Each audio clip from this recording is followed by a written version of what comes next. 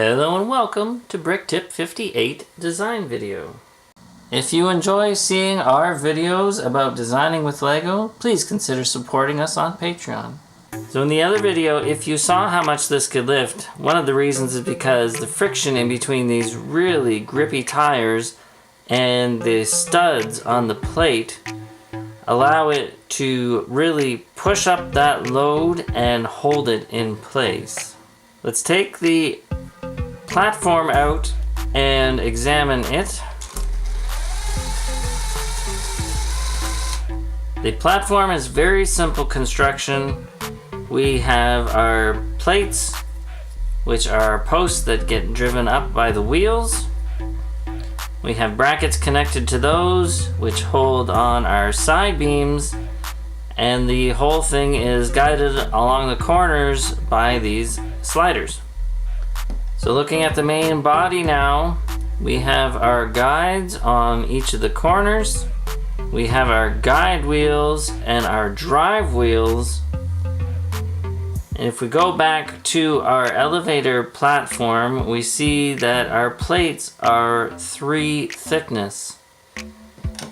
And the most important thing is that our guide wheels and drive wheels need to have enough stress put on them to maintain that friction that I talked about in between the studs on those plates and these tires.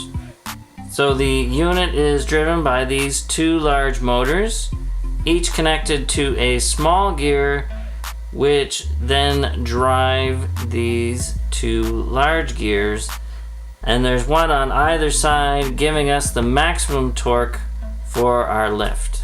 To get the distance that I needed in between the drive wheel and the guide wheel, I set the guide wheels into a Technic brick with the 2 holes instead of 1, and this offset where they're placed by half a stud. So the distance in between the drive wheels and the guide wheels here is 1, 2, 3, 4, 5 and 1/2 studs. If you're going to be using different sized tires, then obviously you're going to have to play around and vary the distance in between those 2. Here's the main drive unit by itself.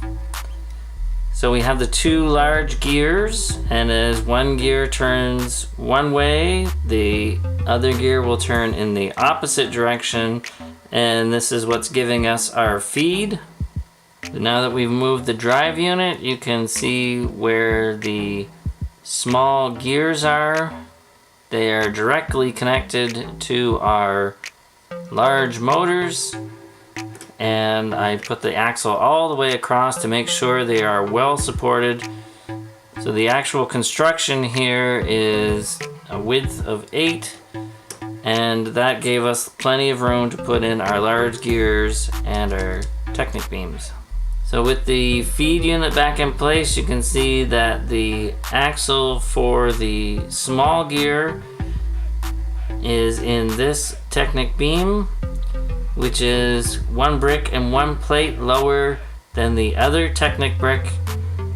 And note that the large gear is offset by a single Technic hole, and that gave us the exact spacing that we needed to fit those 2 together so closely.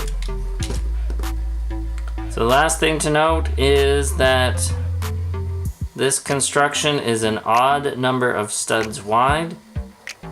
That's because these axles have to be placed 6 apart, and Technic beams, their holes are odd numbered, so it shifted over the position of everything by 1 stud, which is why we had to make sure that to get everything to line up, that it was an odd numbered construction. So there's not much more to this design. The rest is mostly filler brick and spacing. These posts on the bottom are just to keep it elevated so I can hide the sensor underneath.